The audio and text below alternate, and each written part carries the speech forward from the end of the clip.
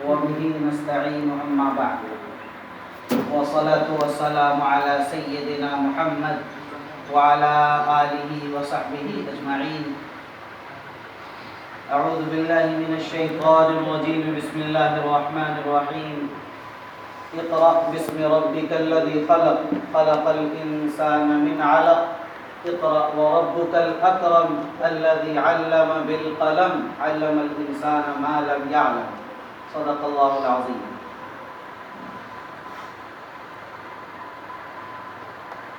Stage پر رونق افروز معزز علماء کرام، دانشوران اعظام اور شہر ارریہ اور اطراف سے آئے ہوئے عمائدین، ذمہ داران مدارس اور پورے ضلع کے بہت ہی معتبر، مستند اور مقتدر شخصیات، 24 گھنٹے کے اس مختصر سے مرحلے کی اطلاع پر آپ جیسے عظیم المرتبت اور آپ جیسے مشغول ترین افراد کا اجتماع یا آپ حضرات کے درد، تڑپ اور ملت کے تئیں آپ حضرات کے کڑھن کا اس سے اندازہ ہوتا ہے. اب تعالی شانہ ہم سب کی آمد کو اور ہم سب کے اس اجتماع کو آج بے حد قبول فرمائے. آپ حضرات کے درمیان میں بہتوں کے لیے نیا بھی ہوں اور ان میں سے بہت ایسے ہیں جن کے لیے میں نیا نہیں ہوں. آپ حضرات نے جو عزت افزائی فرمائی ہے اور نائب امیر شریعت کے بعد شاید کسی اجتماع میں پہلی بار ہی میں حاضر بھی ہوں، اس لیے سب سے پہلے میں آپ تمام حضرات کی محبتوں کا بے حد ممنون و مشکور ہوں کہ اللہ آپ حضرات کے دلوں میں جو جذبات ہیں اور انتخاب امیر شریعت کے موقع پر آپ حضرات کی جو محنتیں، دعائیں اور توجہات رہی ہیں، میں ان سب کے لیے آپ حضرات کا بے حد ممنون و مشکور ہوں. آج ہم اور آپ ملت کے ایک عظیم ادارہ امارت شریعت کی آواز پر یہاں جمع ہوئے. امارت شریعت جس کو 100 سال سے زیادہ ہو گیا، جس کے قیام کا مقصد کائنات میں اور اس سرزمین پر نبوی طرز کے مطابق خلافت کے قائم کرنے کا مقصد تھا کہ ایسی سرزمین جہاں خلافت قائم نہیں ہو سکتی ہے اور اللہ کا نظام اسی طرز پر اگر نہیں قائم ہو سکتا ہے، وہ شریعت اگر اس سرزمین پر نہیں چل سکتی ہے مکمل، کم از کم اس سیکولر ملک میں، اس جمہوری ملک میں ہم کہاں تک اپنے نظام کو چلا سکتے ہیں. اسی کے لیے یہ امیر اور امارت شریعہ کا نظام عمل میں لایا گیا، اسی کے لیے یہ دارالقضاء اور قاضی کا سلسلہ قائم کیا گیا. ظاہر ہے یہ عام تنظیموں کی طرح نہیں بلکہ اس سے بالکل مختلف ہے. اس کا دعویٰ، اس کا اعلان اور اس کا مقصد اور اس کا منشا ہی ہے کہ پوری ملت کو جوڑ کر انتشار، افتراق اور اختلاف سے، عناد سے، تعصب سے بچا کر ایک ساتھ ملت کو سمیٹ کر ملت کے مسائل کو حل کرنے کے لیے آگے بڑھ سکے. یہاں رنگ و نسل کا، یہاں ذات پات کا، یہاں برادری کا، یہاں کسی قبیلے کا، یہاں کسی مسلکوں میں بٹنے کا، یہ سارا سلسلہ ختم کر دیا. اس سارے تعصب سے ہٹ کر کلمہ واحدہ کی بنیاد پر اجتماع ہوگا اور اللہ کے کلمے کو سربلند کرنا اس کا عظیم مقصد ہے.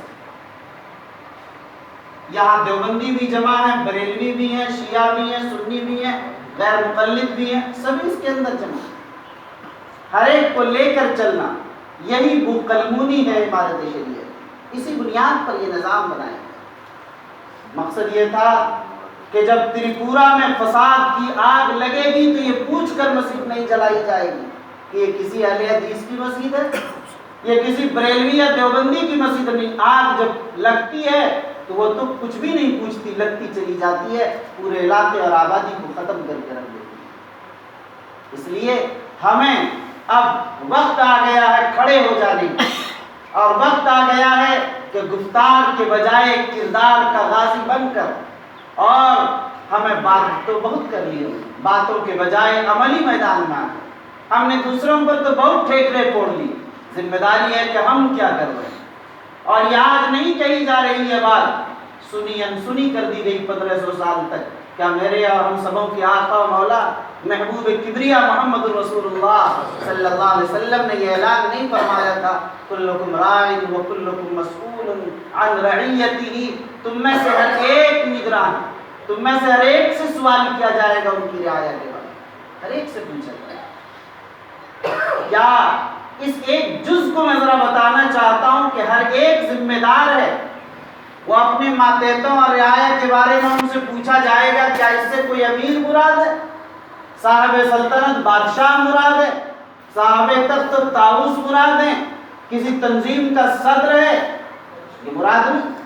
اگر باپ ہے تو وہ اپنے بیٹوں پر، اپنی بیوی پر، اپنے گھر بار میں جو 8-10 افراد پر مشتمل اس کی فیملی ہے، اس پر اگر اس کی طاقت چلتی ہے، کل قیامت میں اس کے بارے پوچھا جائے گا، اس کی تعلیم، اس کی تربیت، ان کی اصلاح، ان کی فکر، ان کا خیال، ان کا لحاظ آپ نے کتنا کیا اور کتنا نہیں کیا۔ اگر آپ وارڈ ممبر ہیں تو آپ سے پورے وارڈ کے بارے سوال ہوگا۔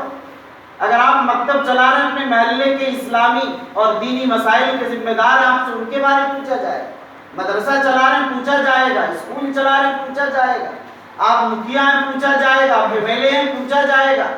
آپ کے ماتحت کتنے لوگ زندگی بسر کر رہے ہیں، آپ کی آواز میں اس وحدہ لا شریک نے کتنی طاقت رکھی ہے، کتنی تاثیر رکھی ہے، کتنی گونج ہے آپ کی۔ آپ کے ہاتھ میں جتنی طاقت ہے اتنی ذمہ داری آپ کی ہے، اس لیے کہ یہ مذہب اسلام ہے جہاں وسعت و طاقت سے زیادہ کا مکلف نہیں بنایا جاتا، لیکن جتنی وسعت ہے اس کا مکلف بھی ضرور بنایا جاتا ہے اور اس کا ذمہ دار بھی بنایا جاتا ہے۔ کل قیامت میں اس کے بارے پوچھا بھی جائے گا۔ اب اور ہم آپ بتائیں، ہر آدمی اپنے دامن میں جھانک کر دیکھیں، کیا ہم نے اپنے آپ کو یہ ذمہ دار سمجھا کہ ہمارا اثر کتنے حلقے تک پہنچ رہا ہے، ہمارا جس حلقے تک اثر پہنچ سکتا ہے اور جہاں تک ہم کام کر سکتے ہیں ملت کے لیے ہم نے کیا کام کیا؟ اگر نہیں کیا، صرف اپنی دنیا بنانے میں لگے رہے، یقین مانیے آپ نے صرف اپنی ذات پر نہیں، صرف اپنی شریعت پر نہیں، صرف اپنی قوم پر نہیں، اپنی ملت پر نہیں، بلکہ آپ اس سرزمین اور دھرتی پر بوجھ بنے رہے۔ آپ نے ظلم کیا اس ملت پر، آپ نے ظلم کیا اس قوم پر، اگر آپ نہ ہوتے تو دوسرا فرد اس دھرتی پر ہوتا اور وہ اس ذمہ داری کو انجام دیتا۔ سمجھیے اس مسئلے کو جو میں نے عرض کیا۔ اس لیے آپ بحیثیت ایک انسان، بحیثیت ایک مسلمان، بحیثیت آپ ملت کے ایک فرد ہونے کے، آپ اپنی ذمہ داری کو سمجھیے۔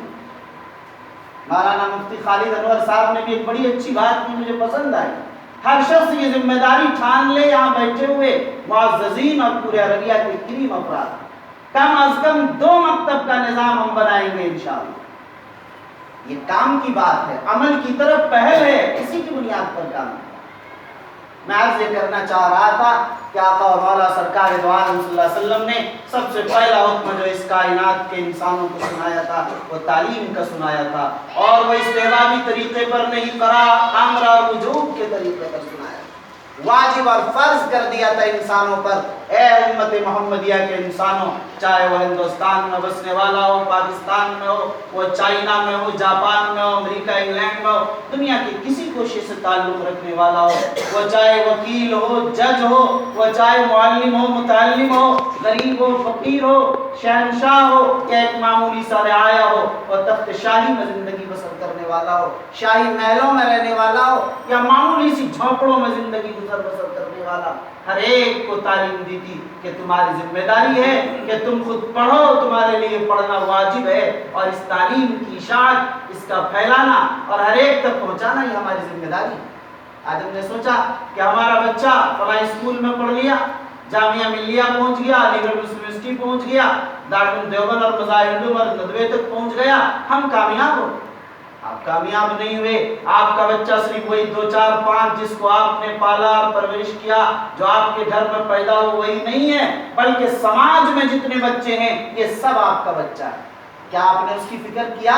اگر نہیں فکر کیا تو آپ کو قائد بننے کا, آپ کو رہبر بننے کا, سماج کا ذمہ دار ہونے کا آپ کو حق نہیں ہے. آپ کو اس بات کا معاف کیجیے گا حق نہیں ہے. آپ یہ کوشش کریں کہ سماج کا 10 آدمی میری آواز پر لبیک کہے, سماج کا 100 آدمی جب میں گزروں تو سلام کرے اور میرا احترام کرے یا میرے مشورے کو احترام کی نگاہ سے سنے.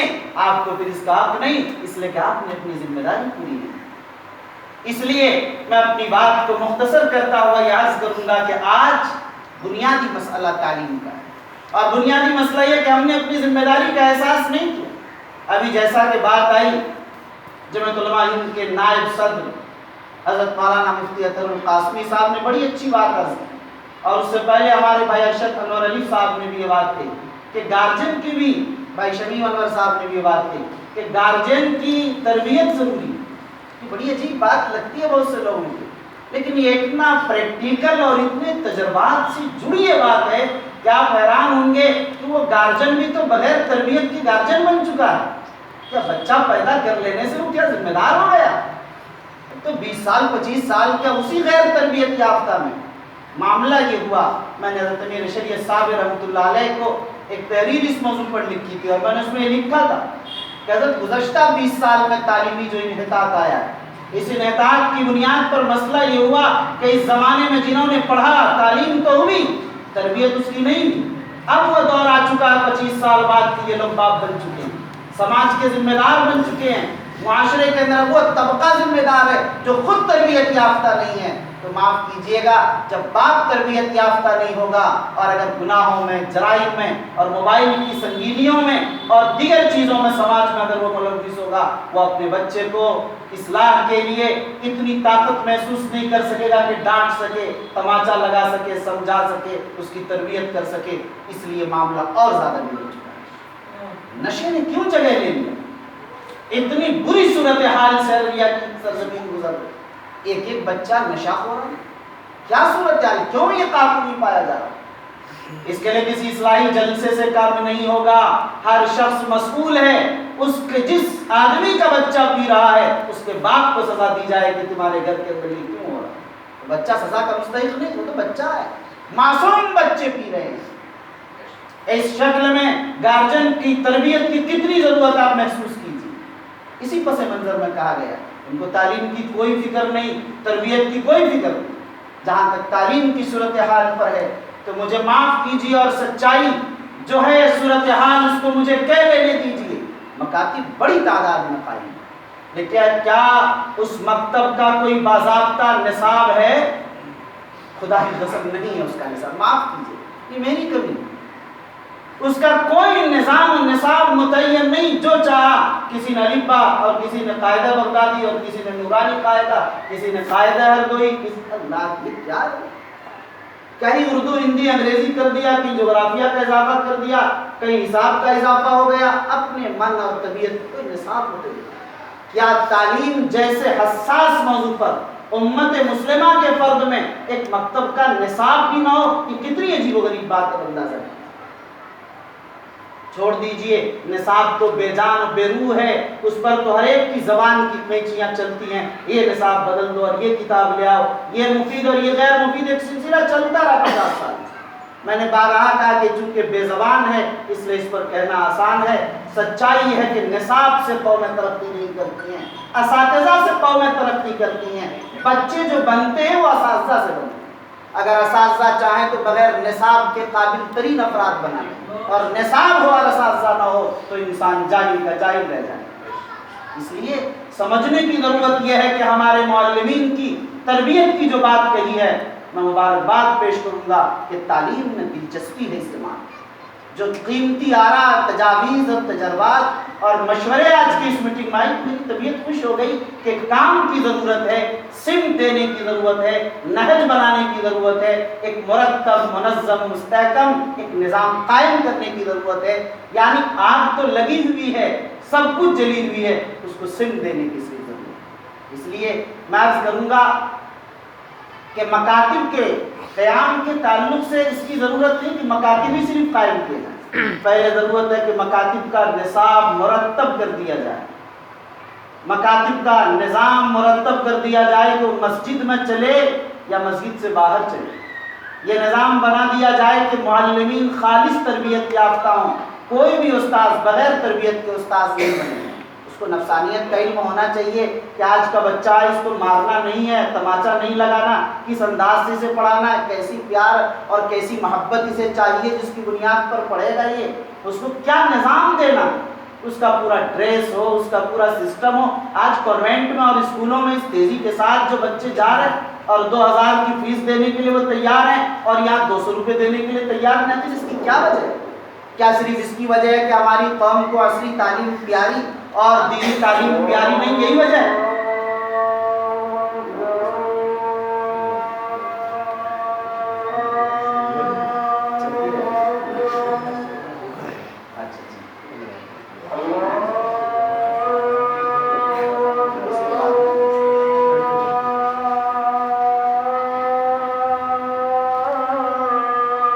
حضرات کے سامنے کہ جو نظام مکاتب کا ہے، مکتب قائم ہے جب نہ نظام باضابطہ ہے، نہ نصاب اس کا باضابطہ ہے، جب نہ معلم تربیت یافتہ ہیں، نہ اس کے ذمہ داران اس مکاتب کے دیکھنے والے اس قدر متحرک اور تعلیم سے دلچسپی رکھنے والے ہیں، تو ظاہر ہے جب 4 پیلروں میں ایک پیلر بھی مضبوط نہیں تو نظام کیسے مضبوط ہو جائے؟ پھر ہم چاہتے ہیں نظام بہتر ہو۔ مدارس اسلامیہ کی ہمارے علاقے میں جو صورتحال آپ اس سے بھی اچھی طرح واقف ہیں، کس محنت اور کس جانفشانی کے ساتھ وہ لوگ چندہ کر کے اور کیسے کیسے نظام کو بناتے ہیں، اور ضلع سے نہیں باہر دور دراز سے کہاں سے لا کر چندے کا نظام بنا کر اپنا کام شروع کرتے ہیں، مگر صحیح بات یہ کہ ان کو پروڈکٹ نہیں مل رہا۔ وہ جب ان کو ذرا سا شعور عطا کر دیتے ہیں اور ایک پر لگ جاتا ہے تو اڑ کر فوری طور پر اس کو سیدھے یو پی نظر آتا ہے، سیدھا گجرات سے نظر آتا ہے اور سیدھا مہاراشٹر نظر آتا ہے۔ اس صورتحال، اس بربادی کے بعد ادارے کامیاب نہیں ہوں گے۔ لوگ کہتے ہیں کہ باصلاحیت علماء اور قابل ترین فضلاء علاقے میں کیوں نہیں رہتے، کیوں رہے؟ حضرت شیخ الہند رحمۃ اللہ علیہ کے شاگردوں نے عربیہ کی سرزمین پر محنت کی، مولانا صوفی کمالی رحمۃ اللہ علیہ جیسے بزرگوں نے یہاں بڑی خدمتیں کی اور کر کے اپنی زندگیاں وقف کر دی ہیں، نہ معلوم کتنے بزرگوں کا نام نہیں ہوئے، لیکن جنہوں نے کیا آج اس کا نام لینے والا بھی سرزمین پر کوئی نہیں، نہ اس کے نام جاننے والا تھے سرزمین۔ میں مبارکباد پیش کروں گا مولانا شاہد عادل قاسمی صاحب کو اور مفتی اطہر صاحب اور اس طرح کے اکابر مفتی نام الباری صاحب، اور یہاں بہت سے حضرات ذمہ داران موجود ہیں جنہوں نے مجھے 2 سال پہلے فون کیا کہ اس سلسلے میں ہم لوگ کام کر رہے ہیں کہ ان مشاہیر کو ہم لوگ چاہتے ہیں کہ ان اکابر جن کی خدمات ہیں اور ناپید ہو، ایسے لوگوں کو بھی اجاگر کیا۔ تو ظاہر ہے میں بات دور چلی جائے گی، بات سے کرنا چاہتا تھا کہ مدارس اسلامیہ کی جو صورتحال ہے ہمیں کنٹرول کرنا ہوگا اپنے بچوں کو کہ کم از کم حفظ کا معیاری تعلیم انہیں یہی دیا جائے، قرات کی معیاری تعلیم یہاں دی جائے، کم از کم اول تا 4 کی معیاری تعلیم کے ادارے کم از کم 20 25 30 40 بھی اگر علاقے میں نہ ہو تو ظاہر ہے کیسے کامیابی آپ کو؟ اس پر بھی سوچنا ہے، بات جو کر رہے ہیں بند کرنی ہے۔ تیسری بات یاد کر رہا تھا میں کہ یہاں اسکولوں کا جو نظام ہے، ظاہر ہے اس نظام سے آپ واقف ہیں کہ کافی بہتر الحمدللہ عربیہ میں اسکولوں کا نظام شہر ہے، لیکن ظاہر ہے ابھی جیسا کہ کہا پروفیسر عبدالرقیب صاحب نے کہ کافی نہیں ہے۔ ایسی صورتحال میں اس کی ضرورت لڑکیوں کے لیے تو تعلیم کا معیار جس قدر صورتحال خراب کہہ سکتے ہیں آپ حضرات واقف، اگر آپ لڑکی کو پڑھانا چاہتے ہیں تو اس کے لیے کوئی معیاری مدرسہ نہیں، کوئی معیاری اسکول نہیں، آپ پریشان ہو جاتے ہیں کہ پردے کے ساتھ مکمل خالص ایسے ہاسٹل میں رکھ کر پڑھائیں تو بہت دشوار ہو جاتا ہے، چند ایک گنتی کے ادارے انگلیوں پر آپ کو۔ اگر آپ ڈاکٹر بنانا چاہ رہے ہیں تو پورے ملک میں آپ کو میڈیکل کا لڑکیوں کا آپ کو ملے گا ہی نہیں سوائے 1 2، تو ظاہر ہے کیا 1 یا 2 میڈیکل کالج پورے ہندوستان جیسے بڑے ملک کے اندر اگر لڑکیوں کے ہاسٹل کا میڈیکل کالج 1 یا 2، اس سے کیا کافی ہو جاتا ہے؟ بچیاں پڑھ سکتی ہیں نہیں پڑھ سکتی؟ تو صورتحال بڑی عجیب و غریب ہے. بہرحال مجھے صرف ارریہ کے علاقے کے تعلق سے بات کریں، یعنی ضلع ارریہ کی سرزمین کے تعلق سے کہ جب یہ صورتحال ہے، ذرا آپ بتائیے کہ یہ نئی صورتحال ہے یا پرانی صورتحال ہے؟ کم و بیش حذف اضافہ نشیب و فراز اوپر نیچے کم بیش ہوتے ہوتے، جیسا کہ پروفیسر عبداللطیف صاحب نے ذکر کیا 1993 سے تو وہی دیکھ رہے ہیں چیز، اور آپ حضرات سب دیکھ رہے ہیں تقریباً کوئی 40 سال کے عرصے سے، کوئی 50 سال کے، کوئی 60 سال کے عرصے سے دیکھ رہے ہیں. یہ صورتحال ہے. اس سے نمٹنے کے لیے کسی لائے عمل کی لوگ سمجھتے ہیں کہ ظاہر ہے کہ صحیح نہیں ہوا تو صحیح نہیں ہوگا. یہ مسئلہ نہیں. جس طرح ہمارا آپ آج کوشش نہیں کر رہے، کل بھی کوشش نہیں کی گئی. اگر آج آپ کوشش کریں گے، کھڑے ہوں گے، تو اگر 100% نہیں 25% بہتر ہو گیا تو ہماری آخرت بن جائے گی اور قوم ملت کا بھلا ہو جائے گا. 100% تو کچھ نہیں. میرے ذہن میں ایک بات آتی ہے کہ اس صورتحال سے نمٹنے کے لیے ایک چیز یہ ہونی چاہیے کہ ہم ارریہ ضلع سے اپنے نظام کو شروع کر سکتے ہیں کہ ارریہ ضلع میں تعلیم کا وفاق بنا دیا جائے. تعلیم کا اب اس تعلیم میں مکاتب کے لوگ بھی جڑے ہوں، مدارس کے لوگ بھی جڑے ہوں، اسکولوں کے لوگ بھی جڑے ہوں، مدرسہ بورڈ سے متعلق جو مدارس ہیں اس کے لوگ بھی جڑے ہوئے ہوں. اسی طرح اقلیتوں کے تعلیمی ادارے سے متعلق جو چیزیں ہیں وہ لوگ بھی جڑے ہوں. اس میں وہ جو ٹیوشن پڑھانے والے، کوچنگ سینٹرز والے، اس طرح کے ماہرین ہیں، ایسے لوگ تعلیم کے فیلڈ سے جتنے لوگ جڑے ہیں، ان سب کو خانہ وار بنا کر اگر اس کی ایک کمیٹی بنا دی جائے، ایک وفاق بنا دیا جائے، اور وہ ضلع سطح پر بھی ہو، بلاک سطح پر بھی ہو، اور پنچایت سطح اور گاؤں تک اس کو پھیلا دیا جائے. ہم اگر اپنے ایک ضلع کو تو ماڈل بنا سکتے ہیں کم از کم.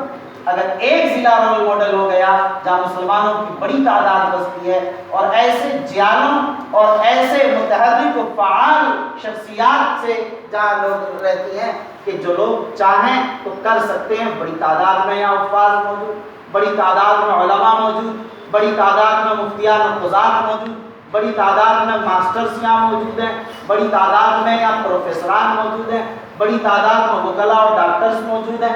ایسی صورتحال میں اگر اس کی پوری ٹیم بنا لی جائے، مکاتب بھی بڑی تعداد میں، مدارس کے ذمہ داران بھی ہیں، بورڈ کے مدارس بھی اچھی خاصی تعداد میں یہاں ہیں، لیکن ظاہر ان سب کی جو تعلیمی صورتحال ہے وہ بالکل ناگفتہ بھی صورتحال ہے. تو اگر اس کمیٹی کے ذریعے مکاتب، مدارس، بورڈ کے مدارس، نظامیہ مدارس، اسکول، کالج، سب کی ضرورت، میں اس لیے ایک ساتھ بنانے کہہ رہا ہوں. سمجھیے بات، مکتب کا نظام اس وقت تک بہتر نہیں ہو سکتا جب تک ان میں علماء کے ساتھ ماسٹرز اور دیگر ماہرین اصلی تعلیم موجود ہیں. اسی طرح مدارس کی صورت ہے، یہی حال اسکول اور کالج کا ہے. جب تک علماء سے بھی وہ مشورہ نہ کریں، مفتیان و قضات اور داعیان سے مشورہ نہ کریں، تو ظاہر ہے کہ وہ اپنے نظام کے ساتھ دینیات کو کیسے جوڑ سکتے ہیں. جیسے مکاتب کو دینیات کے ساتھ اصلیات سے جوڑنے کی ضرورت ہے، ایسے وہاں بھی جوڑنے کی ضرورت ہے. ایک بہتر نقشہ پیدا ہو. اب ظاہر ہے اس وفاق کے ذریعے سے اگر آپ یہ چاہیں گے کہ نظام، اساتذہ، اس کی تربیت اور یہ سارا سسٹم بن سکے تو ظاہر کام ہو جائے. یہ بات میں نے عرض کی ہے. حالانکہ حضرت امیر شریعت حضرت مولانا ولی رحمانی صاحب رحمۃ اللہ علیہ نے امام شریعہ کی مجلس عاملہ کی ایک میٹنگ میں مجھے کنوینر بنایا، اور اس کے تحت 3-4 ارکان اور بھی شامل کر کے انہوں نے مکاتب کے خود کفیل مکاتب کے نظام کی ذمہ داری مجھے عطا کی. ہوا یہ کہ آج ہمارے شریعہ کے تحت 100-2-4-5 مکاتب چلتے ہیں. ابھی موجودہ صورتحال یہی بات آئی کہ 101 چلتے ہیں، 5 چلتے ہیں. تو میں نے حضرت رحمۃ اللہ علیہ سے میٹنگ میں یاد کیا کہ حضرت ہمارے شریعہ بہار، اڑیسہ، جھارکھنڈ کے کروڑوں مسلمانوں پر اور لاکھوں گاؤں اور آبادی پر قائم ہے. لاکھوں گاؤں میں ظاہر ہے کہ اگر 100 مکتب ہے تو یہ تو کچھ بھی نہیں. کم از آپ حضرات غور فرما رہے ہیں کہ مکتب میں اضافہ کیا جائے، 100 میں اضافے کا مطلب وہ 120 اور 150 یا 200 تک پہنچا دے، یہ اضافہ ہو سکتا ہے. میں نے کہا تھا کم سے کم 10,000 مکاتب تو ہونے چاہیے ہمارے شریعہ کے تحت، 20,000 25,000 تو ہونے چاہیے.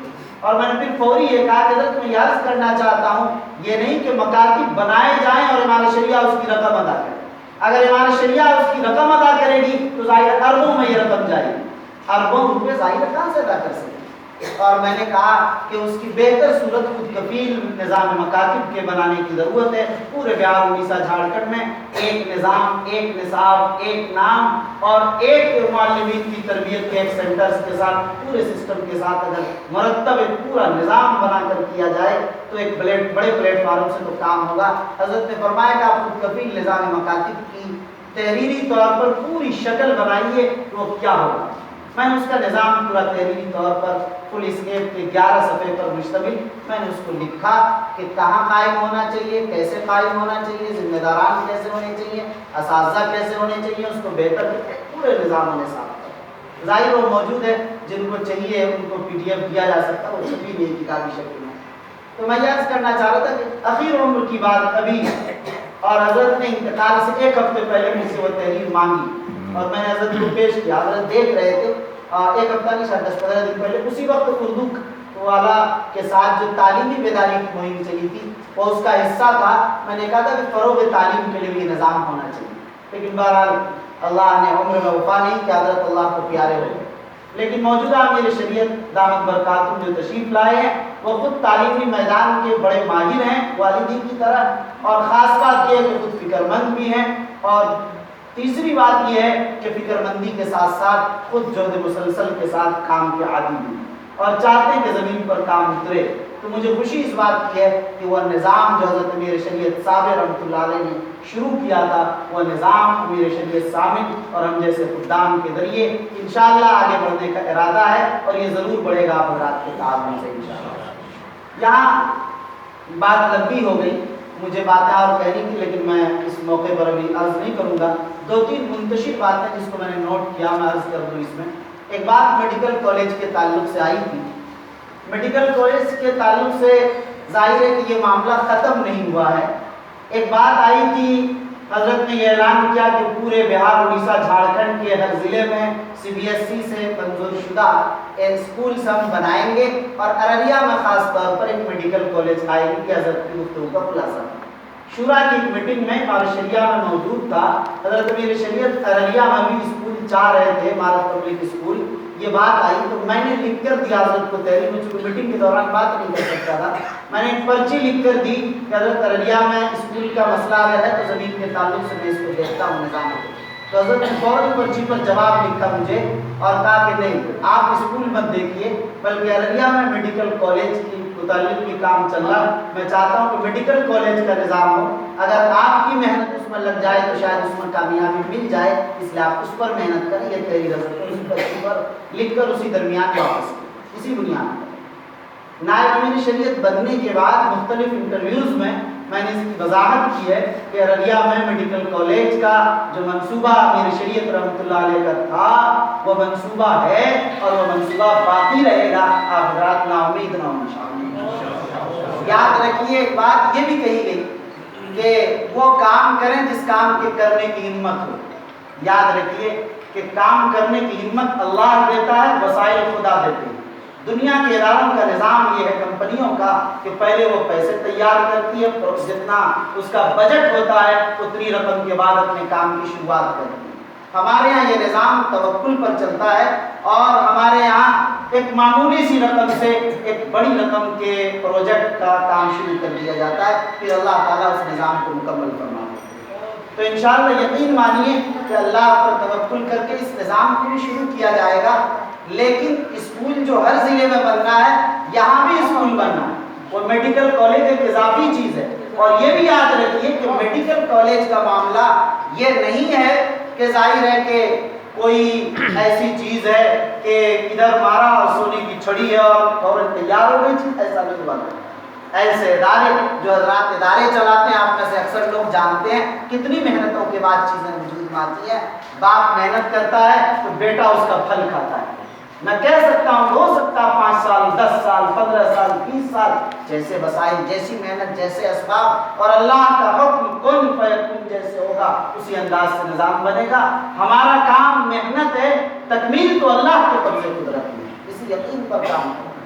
تو انشاءاللہ اسکولوں کے تعلق سے بھی آج کمیٹی بنی ہے، یہ کمیٹی غور کر کے 15 دن میں یہ رپورٹ پیش کریں کہ کیا نظام شہر میں بن سکتا ہے۔ شہر کے علاوہ جگہوں پر اسکول کی زمینیں مل رہی ہوں گی، جیسا کہ یہ بات بھی آئی کہ اتنی زمین کی ضرورت ہوتی ہے فلاں فلاں، ان سب مرحلوں سے ہم لوگ الحمدللہ گزرے ہوئے ہیں، یہ سب معلومات ہے، اور ہم ہمارے شریعہ 9 اسکول CBSE کے آلریڈی اس وقت چلا رہے ہیں اور بڑی کامیابی کے ساتھ چلا رہے ہیں الحمدللہ، اس کا رزلٹ بھی بہت ہی اچھا ہے، تو اس لیے انشاءاللہ اس میں دشواری نہیں ہوگی، لیکن میری کوشش ہے کہ دور دراز میں نہ ہو، اگر ارریہ کے اطراف میں اسکول شہر ارریہ کے تو پورے علاقے اور پورے خطے کے لوگوں کے لیے آسانی ہو جائے گی، یہ خواہش ہے۔ آج کی میٹنگ کا بہت بڑا مقصد ایک یہ بھی تھا، اور رانی گنج والوں کا اور فاروق گنج والوں کا مطالبہ ہے، اسی لیے اس سے قبل میٹنگ تھی، پرسوں میں نے رانی گنج میں صبح میٹنگ رکھی ہے، آج اسی لیے یہاں رکھا ہے کہ پہلے یہاں سے کوئی نظام کوئی بات آئے، اس لیے جو حضرات حضرات متفکر ہو کر شہر کے اطراف میں کوئی ایسی جگہ مل جائے انشاءاللہ اس کا نظام بنایا جائے گا، اور دعا فرمائیں اللہ تعالیٰ اس میں آسانی فرمائے۔